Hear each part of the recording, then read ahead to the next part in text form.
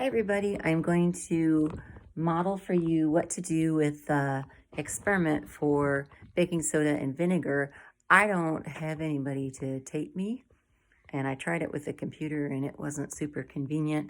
So we're just going to try selfie mode, which I suck at, or I lack skill, as I used to make my son say. So what I've done is I'm at home, so I don't have a balance that weighs out to hundredths of a decimal place. So what I've done is I've scaled it up by 20 times, and I've used a kitchen scale. So let's see. So I've got my baking soda, and I used a kitchen scale, and I've weighed out the different amounts. That's terrible. There we go. So I've just weighed out the different amounts on a piece of paper. And if you didn't have a kitchen scale, say for your classroom, if you're going to be a future educator, which I know a lot of you are, or a homeschooler, you could, these kitchen scales are now pretty cheap. You can get one, they only weigh to the gram though. They do weigh specifically in ounces, but they are maybe $25. And so I had a couple of them there you might have seen. So if you didn't want to do it that way, that's fine. You could just use your measuring spoons. And as long as you do the increase in the amount of baking soda incrementally, it's okay that maybe you do a teaspoon and then a teaspoon and a half and then 2 teaspoons or something like that. You can measure in another quantity. What's important is that you control the increase and you do it in a somewhat systematic way.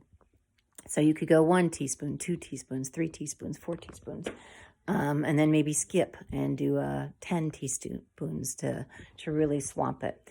And then the other thing that we're doing in this experiment is dealing with the vinegar. So let's see if I can get you there. So I just used a measuring cup, and you're probably used to using the English side. And we just flip it around, and the metric side is on the other side. So I don't know if you can see that or not, but the metric numbers are on this side. I also have this little small one that I use when I make my salad dressings, and it goes up to 30 milliliters. So this is not a shot glass, so don't go starting rumors. I don't do that. I've never done a shot in my entire life. I'm pretty much not going to start now. And then I also have syringes on hand because of my farm. So when I have to give an injection, yes, I have to give an injection this big once in a while. This is 35 milliliters. So if you ever wanted to grab a couple of syringes, you could go to your nearest farm supply center. So whether that would be a mill where they sell feed. My favorite spot is Tractor Supply Center. We also have a Rural King up here in Niles. But they have syringes like this that you could buy for your classroom or for your homeschooling or for your nieces and nephews that you're doing experiments with over the summer or whatever. And then you can measure it that way. And I find that students measure with syringes way better than they do with devices where they have to pour. But pouring is an important skill, and so why not practice with vinegar? It's a little stinky, but it won't hurt you. So I just used white vinegar, and then I just used an empty bottle and kind of rinsed it out. I didn't even clean it very well. I just kind of rinsed it out with water a couple of times. So I've put 200 milliliters of vinegar in the bottle, and then I'm going to get my first, let's see if I can use my little thing. Oh, look, I don't have a tripod, but my whatchamacallit, my camera's in a case. So the other thing I have are these balloons. So I'm going to transfer the powder into the balloons. And when I did this with my high school students, I just had to make a quick homemade funnel out of a scrap piece of recycled paper that we were using. Or if you happen to have a funnel, which I do because I can, frozen jams and I can vegetables and stuff like that.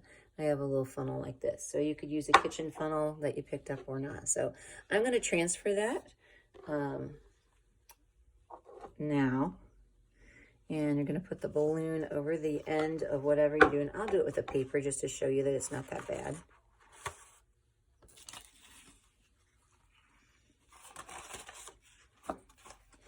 So if you do have clumps in the baking soda, it won't work as well. And then you just check from the top. I'm just kind of looking inside of it and making sure it all knocked loose. Okay. Then what I like to do is make sure that there's no air in the balloon because of the way I've set up the experiment. I want all of the gas that's in the balloon to be from the product of the reaction, which is going to be carbon dioxide. And I will warn you that when kids do this, they'll just grab this and squeeze it to squeeze the air out. And sometimes they get a face full of baking soda, which can be sort of irritating. It will make them cough because of the respiratory tract. So once I get all the air squished out, I'm going to attach it to the top.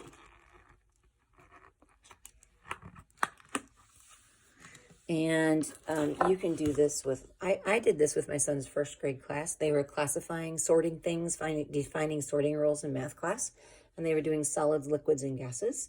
And this one's nice because it uses all three. You've got your liquid in here for the vinegar. You've got your baking soda, which is your solid. And we're going to now lift up the balloon and let the baking soda trickle down. And it's making the gas and it's kind of blowing it up. So I'm going to hang on to this just a little bit so there's not any leaking. And you can see it fizzing and bubbling. I scaled this up probably too big, so I'm going to have to scale it down when I give you actual numbers. But the reaction is just about done. I can hear the fizzles slowing down.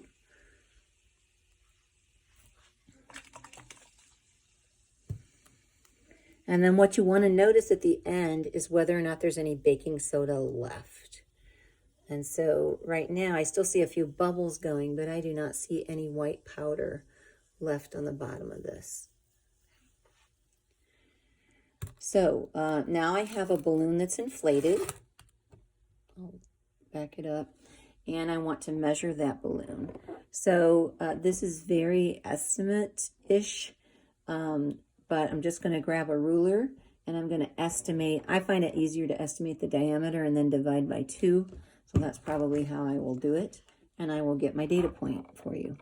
Okay, so I kind of purposefully shape it into a sphere before I make the measurement because balloon shapes are not perfect spheres. So I just kind of, gases move to fit the shape of their containers. So I just move it until it looks like a sphere. Then take the diameter all the way across and divide it by 2 so I can calculate the volume later, which I need the radius for. So I'm going to take that measurement. I'm going to repeat this a few more times. I'll cycle back to you so that you can see that later that there will be baking soda left on the bottom. So